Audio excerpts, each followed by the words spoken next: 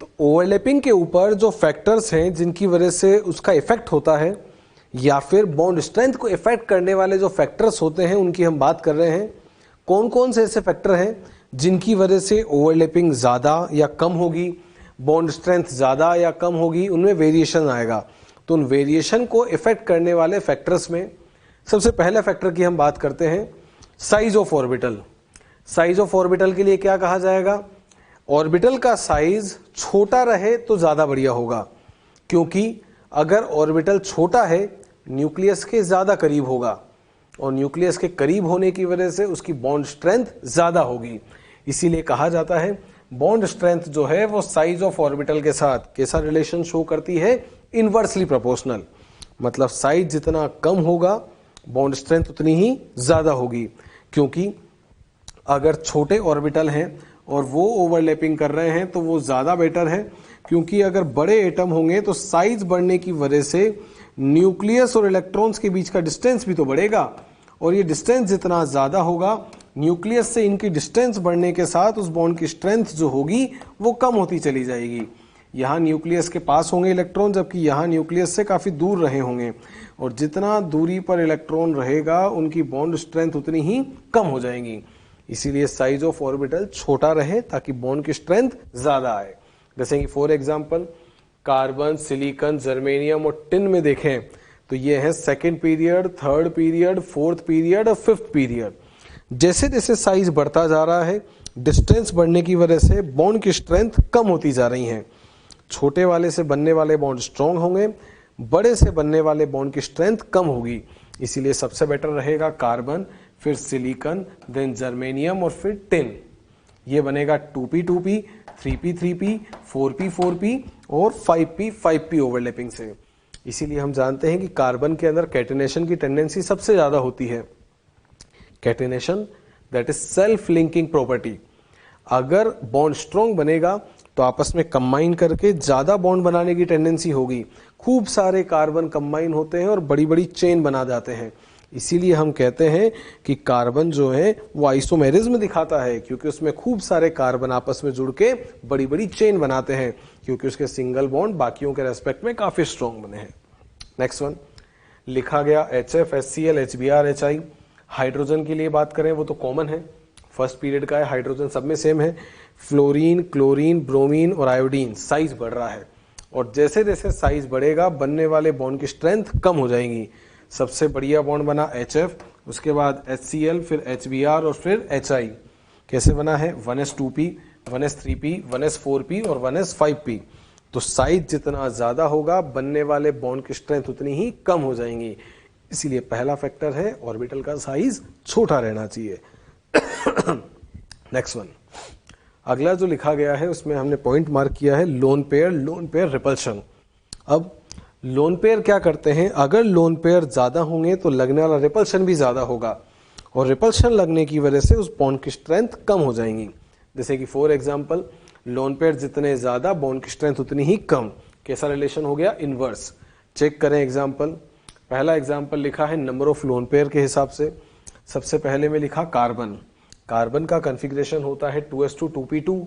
एक इलेक्ट्रॉन अगर आगे फेंक दोगे तो चारों अनपेयर्ड हो जाएंगे, और चारों अनपेयर्ड हो गए तो एक यहाँ, फिर दो, फिर तीन, फिर चार, सबने बॉन्ड बना लिए। और अगर सभी ने बॉन्ड बना लिया मतलब इसके पास लोन पेयर नहीं बचा। नाइट्रोजन, अगर कार्बन के कॉन्फ़िगरेशन की बात की थी तो उसका कॉन्फ़िगरेशन बना था 2s2 और 2p2। अगले का कॉन्फ़िगरेशन बन के आएगा दिस वन इज 2s2 और 2p3। अब s के अंदर जो दो हैं वो तो दोनों के दोनों पेयर्ड हैं, और p के अंदर जो तीन हैं वो तीन अनपेयर्ड इलेक्ट्रॉन हैं। तो मतलब नाइट्रोजन तीन बॉन्ड बना सकता है, यहाँ पर एक, यहाँ पर दो और यहाँ पर तीन। इसके बाद ये पेयर्ड बच गया, और ये जो पेयर बचा हुआ है इसी पेयर को हम नाम देते हैं लोन पेयर। यहाँ पर लोन पेयर बचेंगे। बात करें ऑक्सीजन तो उसको ऑक्सीजन का कॉन्फ़िगरेशन होता है 2s2 2p4, और 2s2 2p4 के हिसाब से अगर मैं बनाऊंगा तो s के अंदर तो दो इलेक्ट्रॉन बन गए और p के अंदर हुए हैं चार। यहाँ पर आया 1 2 3 और 4। दो अनपेयर्ड थे उन दोनों ने बॉन्ड बना दिया, बाकी ये पेयर्ड हैं, और ये जो पेयर्ड होते हैं उन्हीं को हम नाम देते हैं लोन पेयर। अब जरा चेक करना काम की बात। कार्बन के पास एक भी लोन पेयर नहीं है, नाइट्रोजन के पास एक लोन पेयर है, ऑक्सीजन के पास दो लोन पेयर है। लोन पेयर का नंबर बढ़ रहा है। और लोन पेयर के बढ़ने की वजह से उनके बीच में लगने वाला रिपल्शन बढ़ेगा, और अगर रिपल्शन बढ़ेगा तो बॉन्ड की स्ट्रेंथ कम हो जाएगी। इसीलिए सबसे बढ़िया बॉन्ड बनाएगा कार्बन, उसके बाद नाइट्रोजन और उसके बाद ऑक्सीजन। ऑर्बिटल का साइज छोटा होना चाहिए। इसी में आगे के जो तीनों एग्जाम्पल हैं, अब इन तीनों में इम्पैक्ट क्या हुआ जरा ये भी देखें। वैसे तो हम कहते हैं कि छोटे और बड़े में छोटा ज़्यादा बढ़िया होता है। जैसे नाइट्रोजन और फॉस्फोरस में ये छोटा है, ये सेकेंड पीरियड, ये थर्ड पीरियड है। ऑक्सीजन और सल्फर में ऑक्सीजन बढ़िया था। फ्लोरीन और क्लोरीन में फ्लोरीन बढ़िया था क्योंकि उसका साइज छोटा था। जैसे कि हमने कंपेयर किया था कार्बन कार्बन और सिलिकन सिलिकन में, तो हमने कहा था कि जो ज़्यादा बेटर बॉन्ड बना रहा है वो है कार्बन। क्यों बना रहा है कार्बन? क्योंकि उसका साइज छोटा है। पर अगर आप आगे देखें तो यहाँ पर ऑर्डर रिवर्स हो गया, साइज तो इनका छोटा है पर बॉन्ड उनके ज़्यादा स्ट्रॉन्ग बने। अब अंतर देखो क्या आया। अगर मैं बात करता हूँ नाइट्रोजन तो उसके पास 1 लोन पेयर, ऑक्सीजन के पास 2 लोन पेयर और फ्लोरीन के पास नंबर ऑफ लोन पेयर हो गए हैं 3।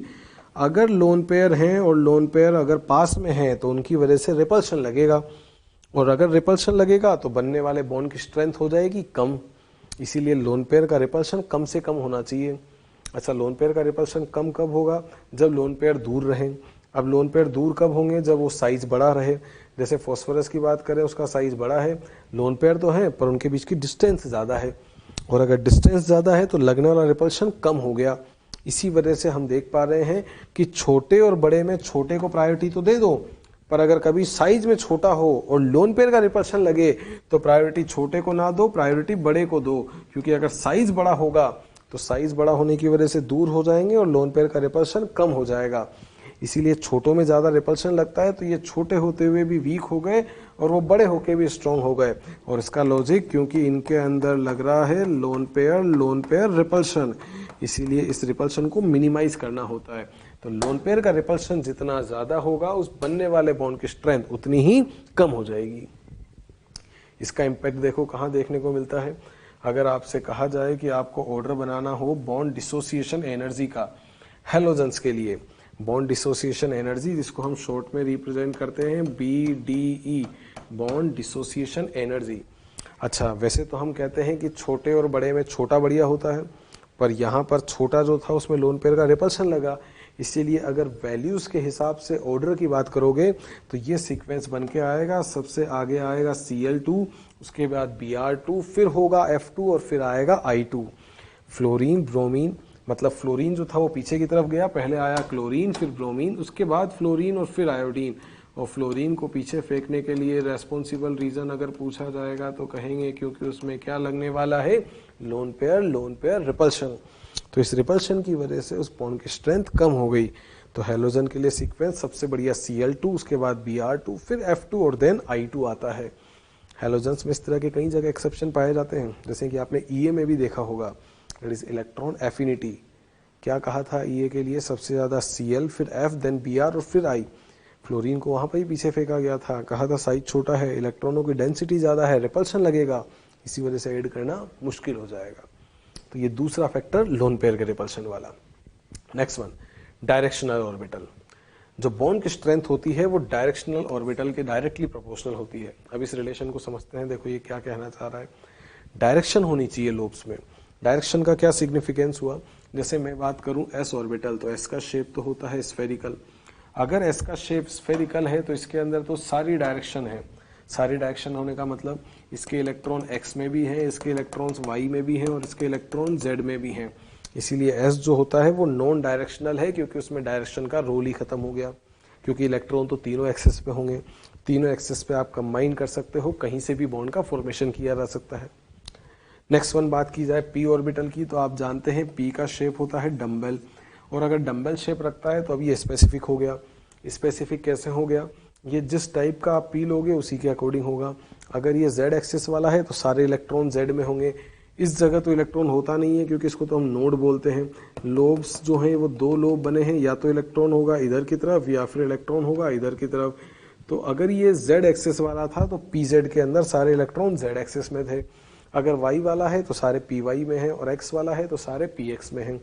इसीलिए अगर हम कहें ज़्यादा स्पेसिफिक बॉन्ड कौन बनाएगा S और P में से, तो कहा जाएगा ज़्यादा बढ़िया बॉन्ड बना रहा होगा P ऑर्बिटल। क्यों बना रहा होगा उसका लॉजिक? क्योंकि s orbital is non directional, जबकि p वाला ऑर्बिटल कैसा होता है? डायरेक्शनल, इसलिए ऐसा हो सकता है। देखो एग्जांपल, कहा गया 2s 2s, 2p 2p और 2s 2p, इन तीनों को कंपेयर करना है। सबसे वीक बॉन्ड जो बना रहा है वो है 2s 2s। क्यों कहा गया? क्योंकि दोनों ही नॉन डायरेक्शनल है, दोनों में ही डायरेक्शन खत्म हो गई। उसके बाद बात हुई 2s 2p की, ये वाला तो नॉन डायरेक्शनल है पर ये वाला डायरेक्शनल है। नेक्स्ट पॉइंट आया 2p 2p, पहला भी डायरेक्शनल और दूसरा भी डायरेक्शनल। तो अगर इन तीनों को कंपेयर करें तो हम कहेंगे नॉन डायरेक्शनल सबसे वीक, उसके बाद नॉन डायरेक्शनल डायरेक्शनल उससे बढ़िया, और सबसे बढ़िया डायरेक्शनल सबसे बढ़िया।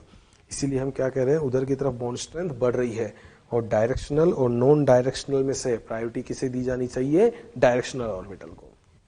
नेक्स्ट वन, अगला जो पाई का टाइप बनाया है उसके अंदर देखें, यहाँ कहा है 2p पाई 3d पाई और 2p पाई 3p पाई, मतलब p पाई बनाना है और यहाँ p पाई d पाई बनाना है। और अगर डिफरेंस सेम चल रहा है 2 3 2 3, तो p पाई के रेस्पेक्ट में p पाई d पाई की बॉन्ड स्ट्रेंथ ज़्यादा है। अच्छा, ये कैसे कहा होगा, ज़रा इसको भी समझिएगा। अगर मैं कहता हूँ p पाई बनाना है, तो ये पहला p ऑर्बिटल, ये दूसरा p ऑर्बिटल, और दोनों ने कंबाइन करके इस तरह से साइड वाइज ओवरलैपिंग से कौन सा बॉन्ड फॉर्म कर दिया? Pi bond. अगला बनाते हैं, अगले वाले को नाम देना है p पाई d पाई, पहला वाला p ऑर्बिटल और दूसरा वाला जो मुझे काम में लेना है वो है d ऑर्बिटल, और इन दोनों को कंबाइन करके p और d के साथ जो मैंने बॉन्ड बनाया उसको मैंने नाम दिया p पाई d पाई। अब पहले वाले में देखो, ये दोनों एकदम वर्टिकल हैं, और अगर वर्टिकल हैं और जब इनको कंबाइन करने की कोशिश करोगे तो ये बहुत पार्शियल ओवरलैपिंग कर रहे होंगे ऊपर और नीचे की तरफ। जबकि अगले वाले में देखें तो p वाला तो एकदम स्ट्रेट है, पर d वाला जो बेंट हुआ वो इसके थोड़ा नज़दीक पहुंचेगा, और अगर इसके नज़दीक पहुंचेगा तो एक्सटेंट ऑफ ओवरलैपिंग ज़्यादा होगा, और हम जानते हैं एक्सटेंट ऑफ ओवरलैपिंग जितनी ज़्यादा होती है बनने वाले बॉन्ड की स्ट्रेंथ उतनी ही ज़्यादा हो जाती है। इसीलिए हम कहते हैं कि p पाई और p पाई d पाई में से ज़्यादा बेटर पाई जो होता है वो कौन सा होता है? p पाई d पाई। तो उधर की तरफ जाने पर बॉन्ड स्ट्रेंथ कम हो रही है, तो इसीलिए कहा जाता है डायरेक्शनल कैरेक्टर।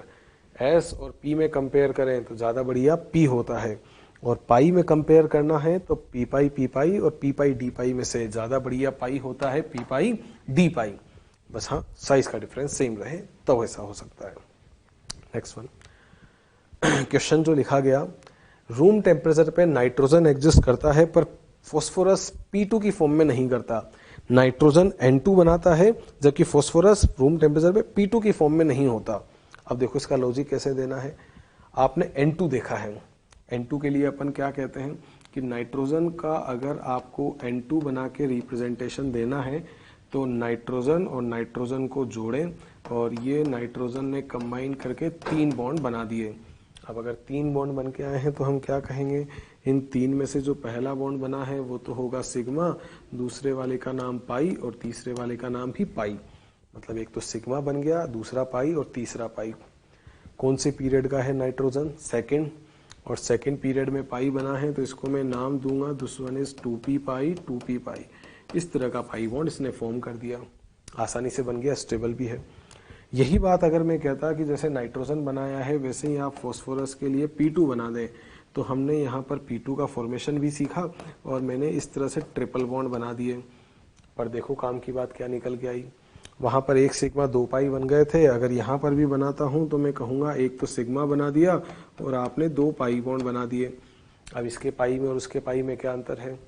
वो था सेकेंड पीरियड वाला, ये है थर्ड पीरियड वाला। उसके पाई को नाम दिया है 2p पाई, तो इसके पाई को आप नाम देंगे 3p पाई। अब देखो दोनों में अंतर क्या होगा, 2p पाई और 3p पाई में से कौन सा पाई ज़्यादा बढ़िया होगा? अभी हम सीख कर आए हैं साइज ऑफ ऑर्बिटल छोटा होना चाहिए, क्योंकि ऑर्बिटल का साइज अगर छोटा होगा तो न्यूक्लियस के नज़दीक रहेगा, और न्यूक्लियस के नज़दीक रहेगा तो बनने वाले बॉन्ड की स्ट्रेंथ ज़्यादा होगी।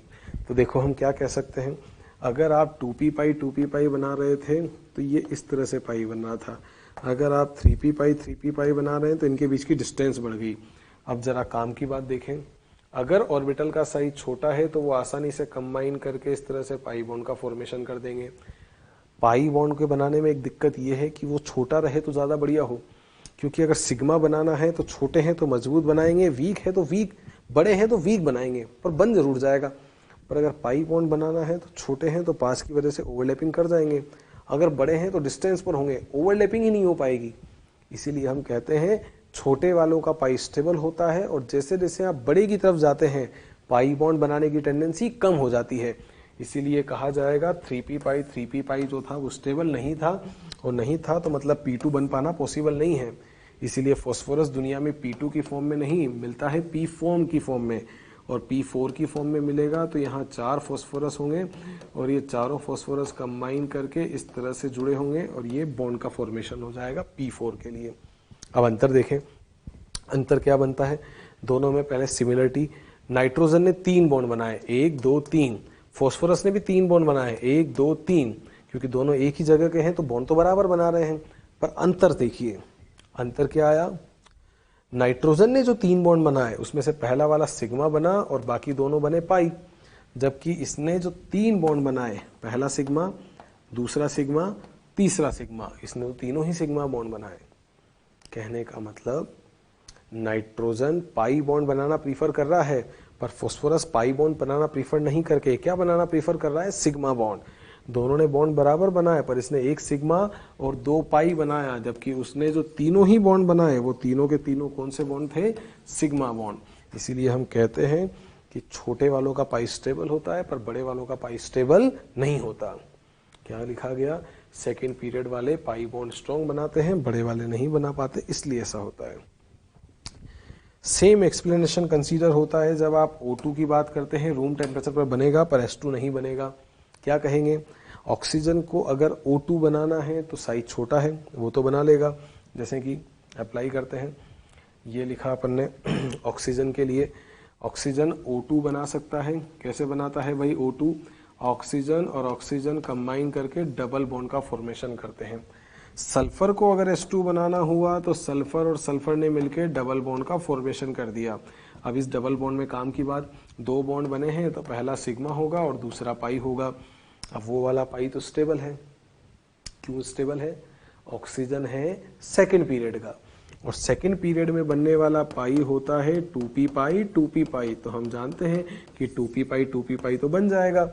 सल्फर की बात करें तो थर्ड पीरियड पे आ गए, और थर्ड पीरियड पर आ गए तो कहेंगे कि जो 3p पाई होता है वो बॉन्ड स्टेबल नहीं होता, और अगर 3p पाई स्टेबल नहीं है तो ये पाई बॉन्ड ना बना के सिग्मा बनाना प्रीफर करेगा, और जब सिग्मा बनाएगा तो सल्फर दुनिया के अंदर मिलेगा S8। कौन सा शेप कहलाता है, क्राउन शेप। तो ये क्राउन शेप की फॉर्म में जमा होगा और इस तरह से कंबाइन करके बॉन्ड का फॉर्मेशन कर रहा होगा। देखो किस तरह से, ये सल्फर 1 2 3 4 5 6 7 8, ये सल्फर कंबाइन हुए और 8 सल्फर मिलके जो स्ट्रक्चर बनाता है उसको नाम दिया जाता है क्राउन शेप।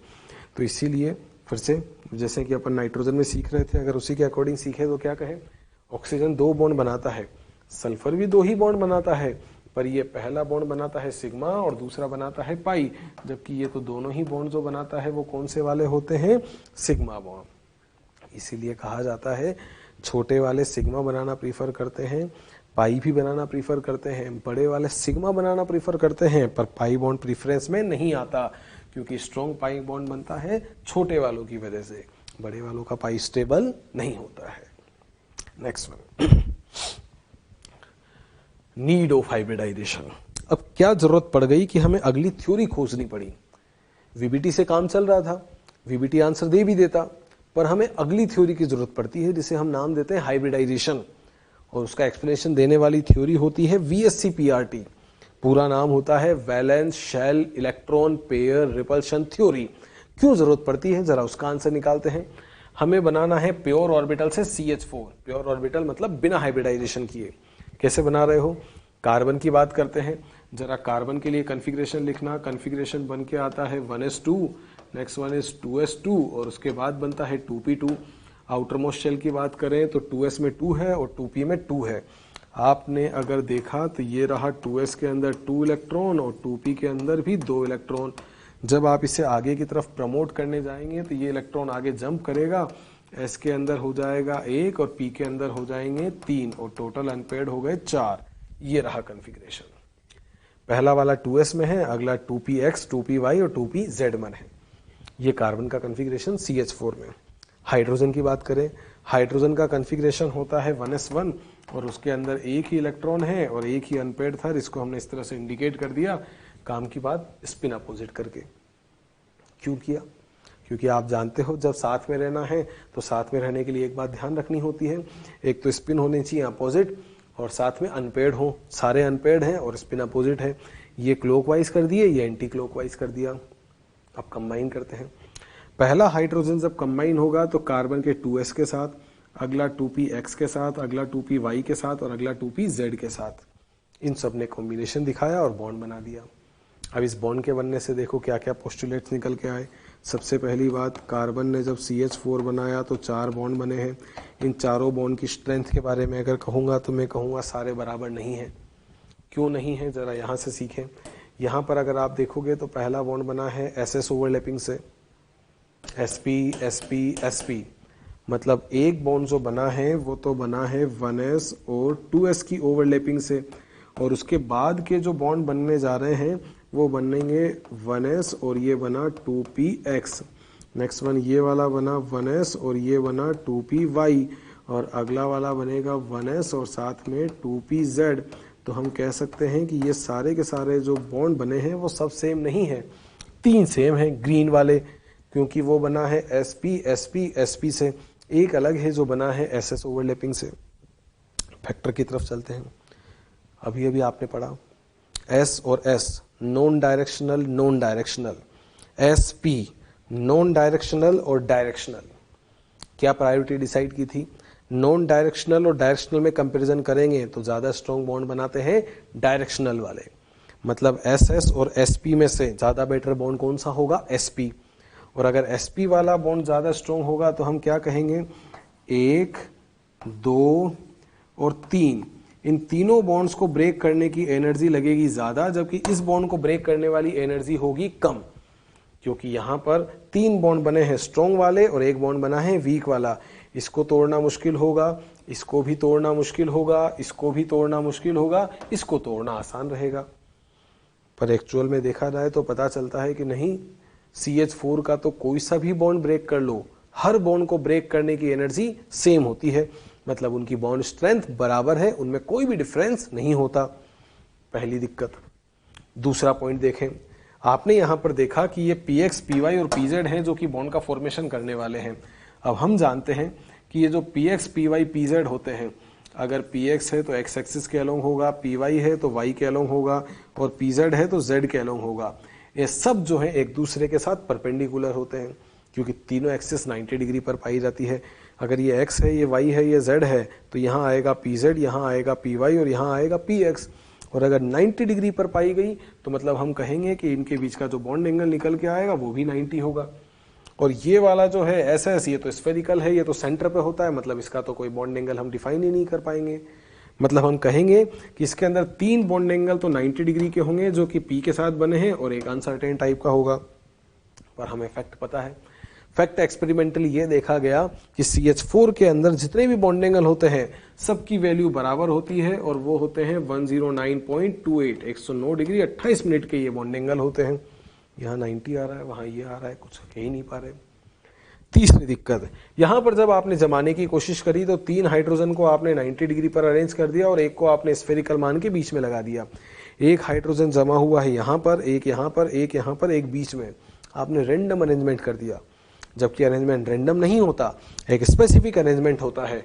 जब आप CH4 बनाते हैं तो हम CH4 को साइंटिफिकली इस तरह से ड्रॉ करते हैं और ये जो स्ट्रक्चर बन के आता है उसको एक नाम दिया जाता है, दिस वन इज टेट्राहेड्रल। ये टेट्राहेड्रल स्ट्रक्चर है जिसके अंदर CH4 पाया जाता है। तो यहाँ से आपको काम की बात जो समझनी है वो ये है कि हम जो भी फैक्ट यहाँ से VBT से बताने की कोशिश कर रहे हैं वो एक्चुअल में वैलिड नहीं है। क्यों नहीं है? क्योंकि VBT कह रहा है कि 3 बॉन्ड जो है वो स्ट्रॉन्ग होंगे जबकि एक बॉन्ड वीक होगा, पर हम कहते हैं नहीं, सारे बॉन्ड की स्ट्रेंथ बराबर है, इनके बीच के एंगल 90 होंगे और एक अनसर्टेन है, जबकि हम कहते हैं नहीं, इसका बॉन्ड एंगल तो होता है 109.28। हमने रैंडम कैसे भी जमा दिया, पर नहीं, ज्योमेट्री तो होती है और ज्योमेट्री को नाम दिया जाता है टेट्राहेड्रल, एक स्पेसिफिक ज्योमेट्री है। इसीलिए CH4 का एक्सप्लेनेशन अगर देना है तो हमें VBT से नहीं देना, उसके लिए हमें एक कंसेप्ट लगाना होता है जिसको नाम दिया जाता है हाइब्रिडाइजेशन। देखिए क्या कहा था अपन ने, एक बॉन्ड बना था SS ओवरलैपिंग से, जबकि 3 बॉन्ड बने थे SP ओवरलैपिंग से। और हम जानते हैं कि SS और SP में SP की ओवरलैपिंग ज्यादा स्ट्रॉन्ग होती है, इसीलिए 3 बॉन्ड मजबूत बनेंगे और एक बॉन्ड वीक बन के आएगा। नेक्स्ट वन, 3 बॉन्ड स्ट्रॉन्ग है और एक बॉन्ड वीक है। इसके अलावा लिखा है कि जो S और P वाले हैं ये बॉन्ड एंगल 90 रखेंगे, क्योंकि PX, PY, PZ 90 पर होते हैं। और चौथे वाले के बारे में अनसर्टेन है, क्योंकि उसको तो आपने रैंडम जमा दिया था। इसके अलावा CH4 के फैक्ट होते हैं कि इसकी ज्योमेट्री टेट्राहेड्रल होती है और सारे बॉन्ड एंगल्स जो हैं सारे बॉन्ड लेंथ इक्वल टाइप के होते हैं। तो ये सारे फैक्ट हैं जिनका आंसर नहीं दे पाए, और नहीं दे पाए तो हमें हाइब्रिडाइजेशन की रिक्वायरमेंट हुई। देखो अब कैसे करना है। पोस्टुलेट्स क्या कहते हैं, आपको मिक्सिंग करनी है और मिक्सिंग करके कुछ नए बनाने हैं, और नए बना के उनको किस तरह से इंडिकेट करना है आप एक बार समझ लीजिए कि हाइब्रिडाइजेशन किया कैसे है। समझिएगा, CH4 कार्बन था, एक 2s था और बाकी 2p थे। आपने इनको कंबाइन किया। s ऑर्बिटल था जो कि स्फेरिकल है, ये तीनों p हैं जो डम्बेल शेप के हैं। एक s ऑर्बिटल जिसका शेप है स्फेरिकल, ये हो गया px, ये हो गया py और ये हो गया pz। 1 2 3 4। अगर मुझे पता चला कि मुझे कुछ जोड़ के बनाना है तो पहले मैं इन चारों को कंबाइन करूंगा। 1s और 3p कितने मिले हैं, 4। अगर मिलेंगे 4 तो बनेंगे भी कितने, 4। तो जो नए ऑर्बिटल्स बन के आएंगे वो टोटल नंबर ऑफ ऑर्बिटल्स होंगे 4। और ये जो नए ऑर्बिटल्स होते हैं इनको नाम दिया जाता है हाइब्रिड ऑर्बिटल्स। तो ये 4 बने। पहला स्टेटमेंट क्या, जितने कंबाइन करोगे उतने ही नए बनाओगे। सबके सब नए बने हैं और ये जो नए बने हैं इन्हीं को नाम दिया जाता है हाइब्रिड ऑर्बिटल्स। नेक्स्ट वन, अगला पॉइंट, जिनको मिलाया है उन्हीं के नाम पर उनका नाम रखा जाएगा। किस किस को मिलाया, एक तो S मिलाया है और आपने 3 P मिलाए हैं। एक S और 3 P मिलाओगे तो बनने वाले का नाम क्या दोगे, sp3। तो ये पहला वाला भी, दूसरा वाला भी, तीसरा वाला भी और चौथा वाला भी, सभी ऑर्बिटल्स को क्या नाम दिया जाएगा, sp3 ऑर्बिटल। तो 4 नए ऑर्बिटल बन के आए हैं और उन चारों का ही नाम हमने क्या रखा है, sp3 ऑर्बिटल। अगली बात, ये प्योर थे जबकि वो हाइब्रिड ऑर्बिटल कहलाएंगे। इनका एनर्जी लगभग सेम होना चाहिए। एनर्जी लगभग सेम होने से क्या, जैसे आपने अगर 2s है तो 2s के साथ किसको मिलाया, 2p को। अगर 3s होगा तो मिलाओगे 3p को। 4s होगा तो मिलाओगे 4p को। एनर्जी लगभग सेम हो, शेप अलग अलग हो सकते हैं। शेप अलग अलग कैसे, s का शेप बना है स्फेरिकल और p का शेप बना है डम्बेल, तो शेप अलग हो सकते हैं। तो ये लगभग सेम एनर्जी और डिफरेंट शेप्स वाले ऑर्बिटल कंबाइन करते हैं, अपनी एनर्जी को रीडिस्ट्रीब्यूट करते हैं और इस रीडिस्ट्रीब्यूशन के बाद कुछ नए ऑर्बिटल बनाते हैं।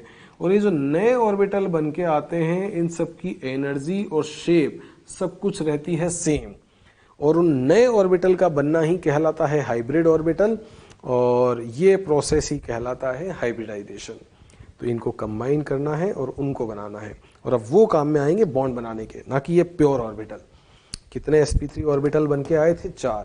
इन चारों को जमाया, और इन चारों sp3 ऑर्बिटल्स को जब मैं जमाऊंगा तो ये चारों मिलकर यहाँ पर एक ज्योमेट्री डिफाइन कर रहे होंगे, और इन चारों के मिलने से बनने वाली ये जो ज्योमेट्री होती है, इलेक्ट्रॉनिक ज्योमेट्री, इसी को मैं क्या नाम देता हूँ, टेट्राहेड्रल। तो ये टेट्राहेड्रल बन के आया।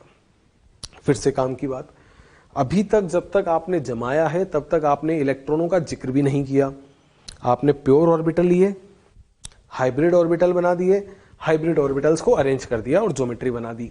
मतलब ये सिर्फ ऑर्बिटल्स का खेल है, इसमें इलेक्ट्रॉनों का कोई लेना देना नहीं है। अगर इसमें इलेक्ट्रॉनों का कोई लेना देना नहीं है तो फिर आप इसके अंदर तीनों केस के लिए वैलिड हो। अनपेयर्ड इलेक्ट्रॉन है तो चलेगा। क्यों चलेगा, क्योंकि अनपेयर्ड से आप कोवेलेंट बॉन्ड बना सकते हो। पेयर्ड है तो भी चलेगा, क्योंकि पेयर्ड काम में आता है लोन पेयर की तरह। वेकेंट है तो भी चलेगा, क्योंकि वेकेंट काम में आ जाता है कोऑर्डिनेट बॉन्ड के लिए, वो लोन पेयर एक्सेप्ट कर लेगा। तीनों टाइप के ऑर्बिटल काम में आ सकते हैं, क्योंकि ये इलेक्ट्रॉनों की मिक्सिंग नहीं है, ये किसकी मिक्सिंग है, ऑर्बिटल्स की। हाफ फिल्ड, फुलफिल्ड और वैकेंट सब काम में आ सकते हैं। इनको काम में लेकर आपने इस तरह से टेट्राहेड्रल ज्योमेट्री बना दी। इलेक्ट्रॉन्स का रोल कब चालू हुआ? जब आपको हाइड्रोजन को जोड़ना था।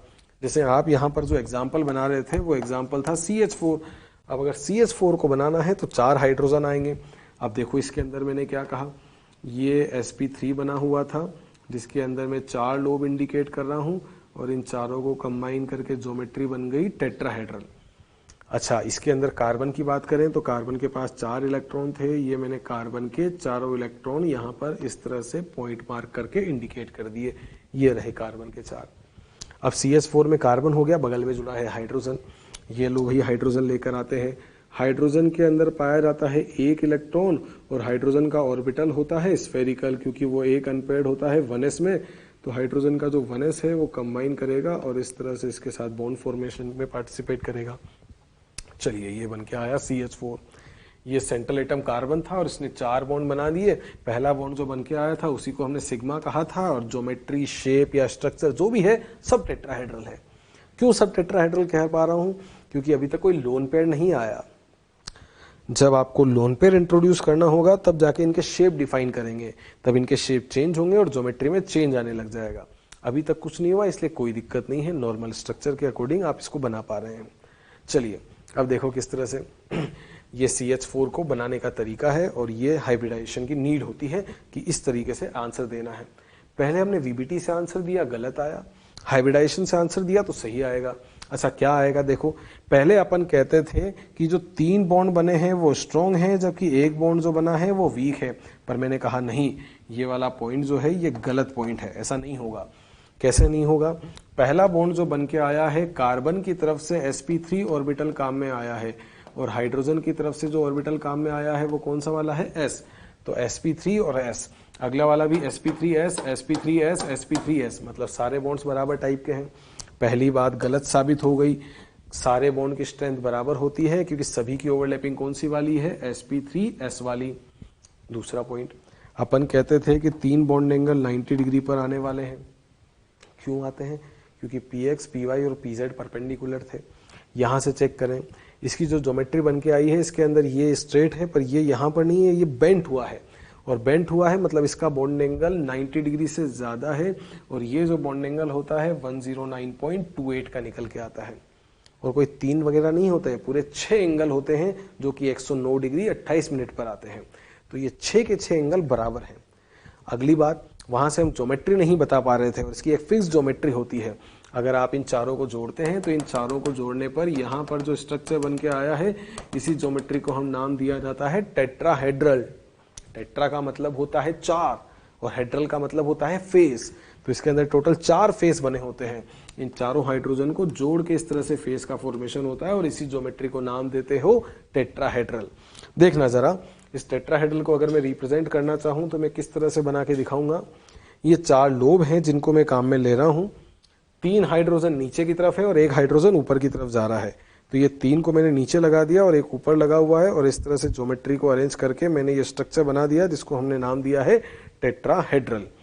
आप देख रहे होंगे यहां से आपको ये टेट्राहेड्रल नजर आया, तो जब आप इसको इस तरह से देखेंगे तो भी ये टेट्राहेड्रल है, इस तरह से देखेंगे तो भी ये टेट्राहेड्रल है और इस तरह से देखेंगे तो भी ये टेट्राहेड्रल है। तो ये स्ट्रक्चर कहीं से भी घुमा दो सब जगह से सेम ही नजर आता है। तो ये ज्योमेट्री होती है टेट्राहेड्रल। अब देखिए क्या कहा, ये टेट्रा तो क्यों कहा था? 4 और हेड्रल कहा था फेस। 4 फेस कैसे बनाओगे? 1 2 3 4, इन चारों को जोड़ के, इन तीनों को जोड़ के 1 फेस बनेगा, इनको जोड़ के दूसरा फेस बनेगा, इधर बनेगा तीसरा फेस और इधर बनेगा चौथा फेस। 1 2 3 4, 4 फेस बने होने की वजह से इस ज्योमेट्री को मैं क्या नाम देता हूं? टेट्राहेड्रल। अच्छा, बॉन्ड एंगल कितने डिग्री का बोला? अगर ये वाला पॉइंट यहां होता तो 90 था, पर ये इससे नीचे की तरफ जा रहा है, नीचे की तरफ जा रहा है, इसी वजह से बॉन्ड एंगल बोला गया 109.28। 109 डिग्री 28 मिनट। कितने निकलेंगे? 1 2 3, उसके बाद 4 5 और 6। तो ये 6 है और सभी की वैल्यू 109.28 है। 1 2 3 4 5 6, तो ये 6 बन के आते हैं। इसी वजह से मैं कह रहा था यहां से पकड़ो या यहां से या यहां से या यहां से, हर केस में ज्योमेट्री सेम बन के आएगी और ज्योमेट्री को नाम दिया जाएगा टेट्राहेड्रल। तो ये हैं जो कि आंसर देने का तरीका होता है, जिनके लिए वीबीटी काम में नहीं आ पाती, इसी वजह से हमें अप्लाई करना होता है हाइब्रिडाइजेशन। देखो क्या क्या फैक्टर बोले थे। कार्बन हाइड्रोजन के सारे जो बॉन्ड बने हैं वो sp3s से बनकर आए हैं, जो कि ऊपर इंडिकेट हुए। Total bond angle 109 degree 28 minute के कितने होते हैं? 6। सारे बॉन्ड आइडेंटिकल हैं और ज्योमेट्री जो होती है वो नाम दिया रहता है टेट्राहेड्रल। तो ये आंसर देने का तरीका होता है। देखो क्या क्या पोस्टुलेट हमने बनाए थे, अब आप सारे समझ पाएंगे। Mixing of atomic orbital different shapes क्यों? एस स्फेरिकल, जबकि पी डम्बेल, और approximately equal value, equal energy value, क्योंकि एस और पी दोनों 2 वाले थे, 3s के साथ 3p, 4s के साथ 4p, तो वो वाले काम में लेने होते हैं। रीडिस्ट्रीब्यूट करते हैं एनर्जी को और उससे नए ऑर्बिटल बन के आते हैं, और ये जो नए ऑर्बिटल बनते हैं उनका शेप और एनर्जी सब कुछ कैसा होता है? सेम। शेप और एनर्जी सेम कैसे बनाया? ये अपन ने लिखा था, सभी का शेप सेम है और सबकी एनर्जी भी बराबर है, इसीलिए नाम दिया था। ये जो नए ऑर्बिटल बन के आते हैं इन्हें हाइब्रिड ऑर्बिटल कहा जाता है, और यही फिनोमिनन है उसको क्या नाम देते हैं? हाइब्रिडाइजेशन। ये जो नए ऑर्बिटल बने थे ये हाइब्रिड ऑर्बिटल थे, और इनसे इनका बनना, यही प्रोसेस क्या कहलाता है? हाइब्रिडाइजेशन। नेक्स्ट वन, हाइब्रिडाइजेशन जो है वो ऑर्बिटल्स की मिक्सिंग है, नॉट ऑफ इलेक्ट्रॉन्स। इलेक्ट्रॉनों से इसका कोई लेना देना नहीं होता, इसीलिए फुलफिल्ड, हाफ फिल्ड और वैकेंट सब इसके काम में आ सकते हैं। ये रहा जो अपन ने कहा, ये इलेक्ट्रॉन्स की मिक्सिंग नहीं है, ये मिक्सिंग है ऑर्बिटल्स की, इसीलिए आधा भरा, पूरा भरा और पूरा खाली, क्योंकि ये लोन पेयर है, ये वैकेंट है जो कोऑर्डिनेट बनाएंगे, और ये अनपेयर्ड है जो कि कोवेलेंट बॉन्ड बना देगा। Next one, number of hybrid orbital जो बनते हैं वो इक्वल होते हैं उनके जो कि पार्टिसिपेट कर रहे हैं। जितने कंबाइन होंगे उतने ही नए बनेंगे। आपने कंबाइन किया था 4, तो आपने बनाए भी कितने? 4। 1s और 3p मिलाया और टोटल 4 मिले, तो 4 sp3 बन के आ गए। नेक्स्ट वन, हाइब्रिडाइजेशन होने के बाद वो अपने आप को जब अरेंज करते हैं तो वो ज्योमेट्री डिसाइड करती है, और इसी ज्योमेट्री को नाम दिया जाता है इलेक्ट्रॉनिक ज्योमेट्री। और फिर इसी के अंदर जब लोन पेयर वगैरह आते हैं तो फिर वो शेप या स्ट्रक्चर को डिफाइन करने के लिए होते हैं। तो ये ज्योमेट्री और शेप के डिफरेंस हैं जो बेसिकली VSC PRT में एक्सप्लेन किए जाते हैं। तो ये वो पोस्टुलेट हैं जिनको हम काम में लेते हैं, और इनका आंसर हम जो है हाइब्रिडाइजेशन के तरीके से इंडिकेट करते हैं। तो ये वो हैं जिनका आंसर VBT नहीं दे पाया, और VBT नहीं दे पाया तो हमें इनके लिए हाइब्रिडाइजेशन की रिक्वायरमेंट हुई। तो 2 एटम तक का आंसर है, VBT आराम से देगा, पर अगर पॉली एटॉमिक है तो उनके लिए वही दिक्कतें आएंगी जो यहाँ पर आ रही थी। बॉन्ड की स्ट्रेंथ कम ज़्यादा होंगी, बॉन्ड एंगल कम ज़्यादा होंगे, क्योंकि अलग अलग टाइप के ऑर्बिटल काम में आएंगे, पर सब सेम हो जाते हैं, इसी वजह से उनकी ज्योमेट्री लगभग एक जैसी है। और sp3 टेट्राहेड्रल बना, sp लीनियर बनेगा, sp2 ट्राइगोनल प्लेनर बनेगा। तो जो भी ज्योमेट्री बनेगी वो स्पेसिफिक हो जाएंगी बिकॉज ऑफ हाइब्रिडाइजेशन।